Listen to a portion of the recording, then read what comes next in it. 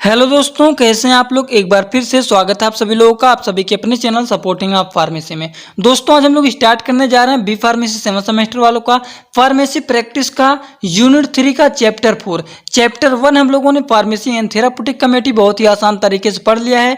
Drug information service भी पढ़ लिया है और पेशेंट काउंसलिंग के बारे में भी टोटल डिटेल हम लोगों ने आसान तरीके से पढ़ के कंप्लीट कर लिया है। अगर आप लोग नहीं देखे हैं तो जाकर के प्लेलिस्ट डिस्क्रिप्शन बॉक्स में मिल जाएगा, उस लिस्ट को ओपन करके वहां से आसान तरीके से आप सभी लेक्चर को देख सकते हैं। तो आज हम लोग स्टार्ट करने जा रहे हैं दोस्तों चैप्टर 4। चैप्टर 4 है education and training programme in hospital. ये टॉपिक बहुत ही इंपॉर्टेंट है, 7 से 10 नंबर का क्वेश्चन यहां से आपका एग्जाम में बन सकता है।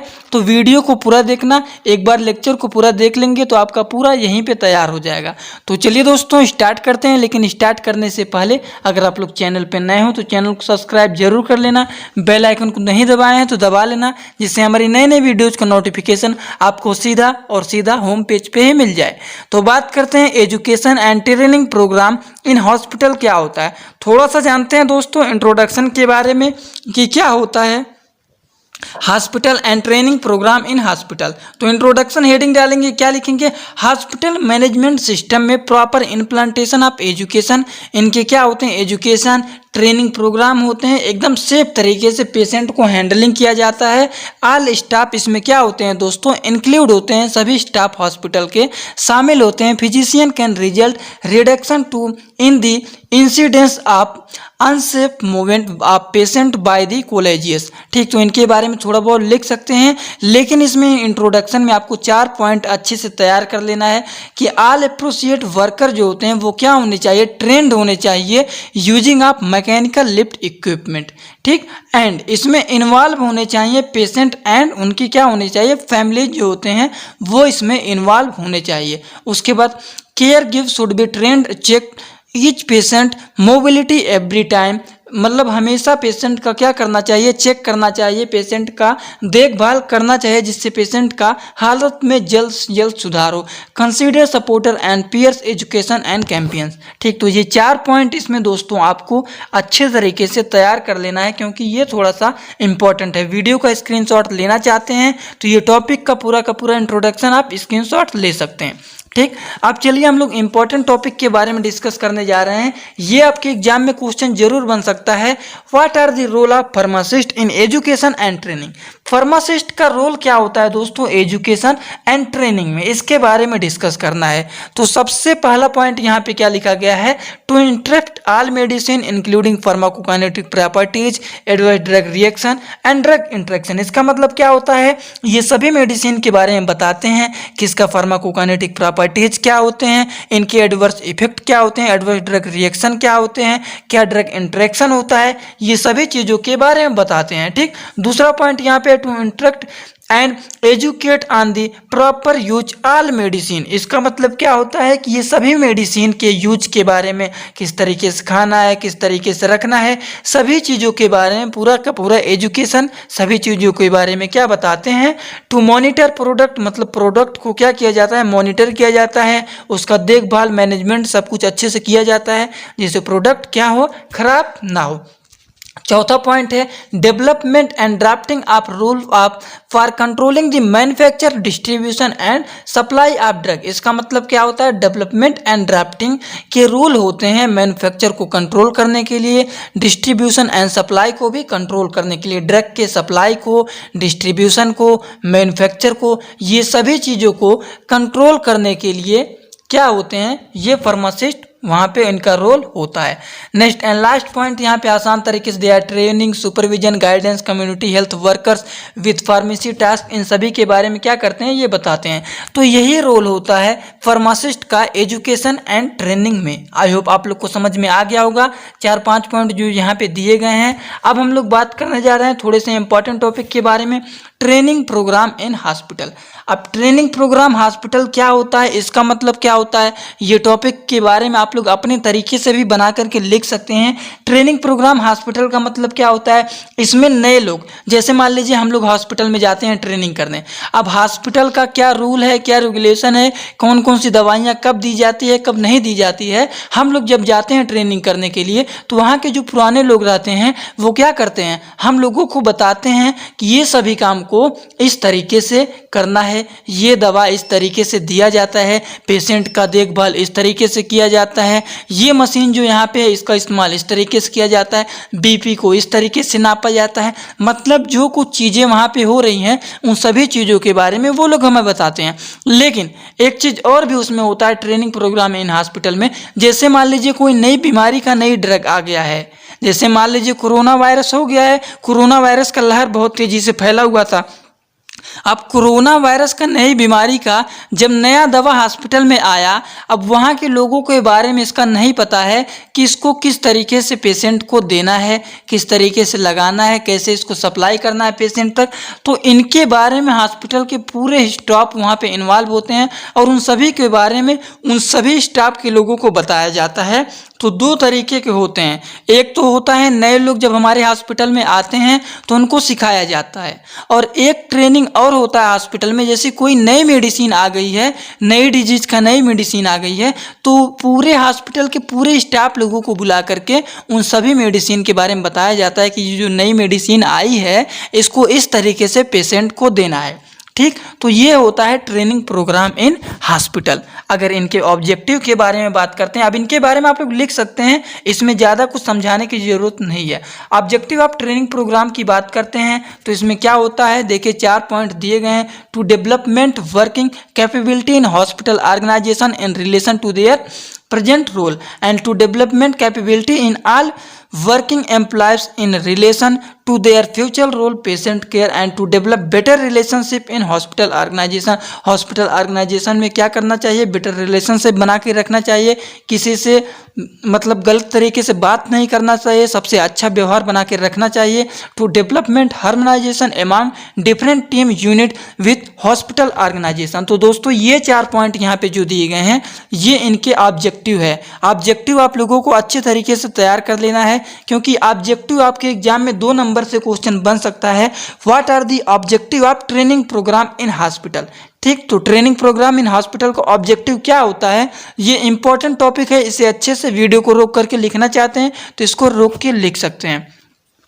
बात करते हैं ट्रेनिंग प्रोग्राम इन हॉस्पिटल जो होते हैं बेसिकली मेन 2 कैटेगरी के होते हैं।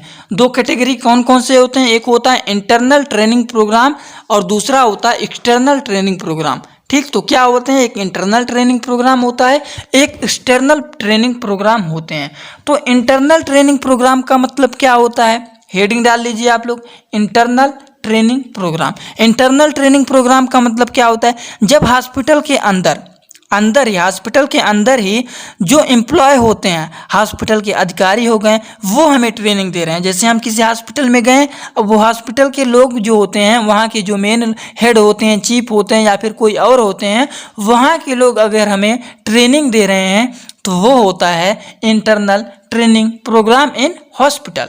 अब बात करने जा रहे हैं हम लोग दूसरा, external training programme in hospital. तो एक्सटर्नल का मतलब क्या होगा, इंटरनल का मतलब समझिए अंदर के लोग, एक्सटर्नल का मतलब समझ लीजिए कि बाहर के लोग। अब इसमें क्या होता है, आप लोग अनुमान लगा लिए होंगे कि क्या होता है। एक्सटर्नल मतलब हो गया बाहर और इंटरनल मतलब हो गया अंदर। अब एक्सटर्नल का मतलब हो गया इसमें जब बाहर के लोग, किसी भी दूसरे हॉस्पिटल के अधिकारी या कोई भी लोग हमें ट्रेनिंग दे रहे हैं, दवाओं के बारे में, चीज़ों के बारे में, किस तरीके से क्या करना है हमें समझा रहे हैं, बाहर के लोग आकर के ट्रेनिंग दे रहे हैं, तो वो हमारा होता है external training program. I hope आप लोग को ये बात समझ में आ गया होगा। इसमें कुछ पॉइंट आप लोग को आसान तरीके से लिखने हैं, वीडियो को रोक करके लिख सकते हैं। इंडेंशन का मतलब होता है शुरुआत करना, शुरुआत करना इसका मतलब होता है। तो ये क्या होता है, ये जनरली जैसे न्यू एम्प्लॉय को प्रोवाइड किया जाता है हॉस्पिटल में। ठीक, क्वालिटी पॉलिसी क्या होता है, इस हॉस्पिटल का विजन क्या है, मिशन क्या है, इस हॉस्पिटल की रिस्पॉन्सिबिलिटीज क्या होती हैं, इस हॉस्पिटल का नियम कानून क्या है। ठीक, तो जो कोई भी लोग आते हैं यहाँ पे न्यू एम्प्लॉय होते हैं वो शुरुआत करने जाते हैं तो उनको सभी चीज़ों के बारे में बताया जाता है कि क्या और कैसे किया जाता है, यहाँ का rule and regulation and responsibilities क्या होती है। ठीक, तो ये हमारा पहला पॉइंट हो गया इंटरनल ट्रेनिंग प्रोग्राम का। ये कुछ पार्ट हैं, ठीक, इनके बारे में आप लोग लिख सकते हैं। ऑन जॉब ट्रेनिंग, जॉब पर होते हैं तो क्या क्या ट्रेनिंग किए जाते हैं, इनके बारे में वीडियो को रोक करके लिख सकते हैं।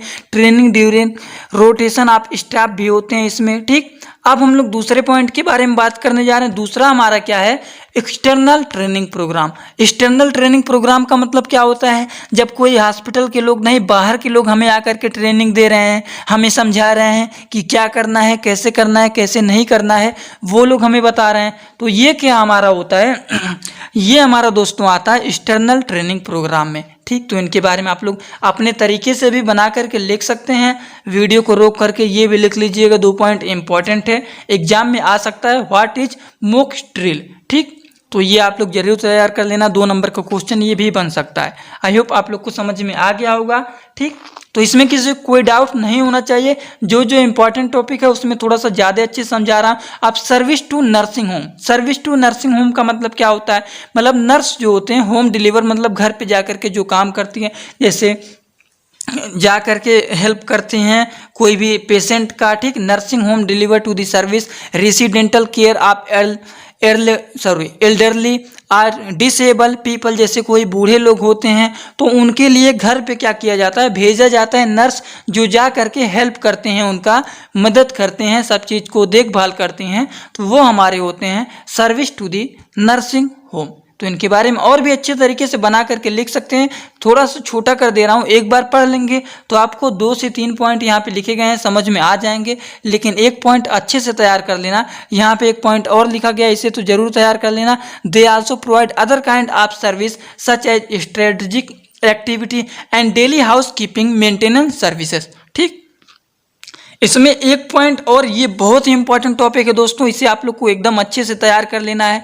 Code of ethics for community pharmacist. तो इसमें जो है केवल 8 कोड है, ये केवल 8 कोड को आपको तैयार करना है। ये जो कोड आपको बताने जा रहा हूँ, सबसे पहला जो कोड है वो है a pharmacist respect to the conditional communities and ideas made between patient and pharmacist. ठीक, तो क्या करना चाहिए, पेशेंट और फार्मासिस्ट के बीच में अच्छे व्यवहार बना के रखने चाहिए, अच्छे रिस्पेक्ट देना चाहिए। वो सभी के बारे में पेशेंट काउंसलिंग में हम लोगों ने डिस्कस किया हुआ है। लेकिन ये कोड आपको तैयार करना है, इसमें आपको समझाना नहीं है। पिछला लेक्चर देखे होंगे तो आपको ये समझ में आ रहा होगा। A pharmacist promote the well intention of every patient in caring empathic and confidential manner. अब पेशेंट, जैसे आपके पास कोई पेशेंट यहाँ पे आया, आप यहाँ पे डॉक्टर हैं, ठीक, अब पेशेंट से आप अच्छे से व्यवहार बना के बात करेंगे, क्या हाल चाल है, कैसे आपका तबीयत खराब हो गया, अपने बारे में भी थोड़ा बहुत बता देंगे, तो पेशेंट को ऐसा लगेगा कि आप पेशेंट के साथ थोड़ा अच्छे से बात कर रहे हैं और वो आपसे बात करते करते घुल मिल जाएगा। तो अपनी सभी बीमारियों को जो नहीं भी बता सकता है वो भी आसान तरीके से बता देगा। तो पेशेंट के साथ अच्छे से व्यवहार, अच्छे मैनर में बात करना चाहिए, जिससे पेशेंट आपको सभी चीज़ों को बिना हिचकिचाहट के बता दे।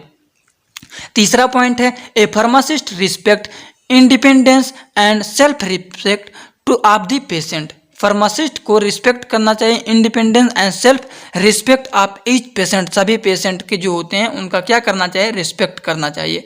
तो इनके बारे में भी लिख सकते हैं, 3 हो गया। चौथा पॉइंट क्या है, a pharmacist perform his duties with honesty and integrity in professional relationship. 5वां पॉइंट है, 5वां कोड क्या है, हम लोग बात कर रहे हैं, किसके बारे में बात कर रहे हैं दोस्तों, हम लोग बात कर रहे हैं code of ethics for community pharmacist. इसके बारे में एग्जाम में बन सकता है क्वेश्चन, इसीलिए सभी कोड को दिखा रहा हूं। ये 6वां कोड हो गया, ये 7वां कोड है, ये 8वां कोड है। 8वां कोड, इतने कोड हैं, सभी के बारे में आपको अच्छे से तैयार करना है। दिखा दे रहा हूँ वीडियो को रोक करके, कोड केवल और केवल कोड अच्छे से आपको तैयार करना है, इसीलिए करें, बहुत इंपॉर्टेंट है ये कोड वाला। Code of ethics for community pharmacist important है, अच्छे से तैयार कर लेना।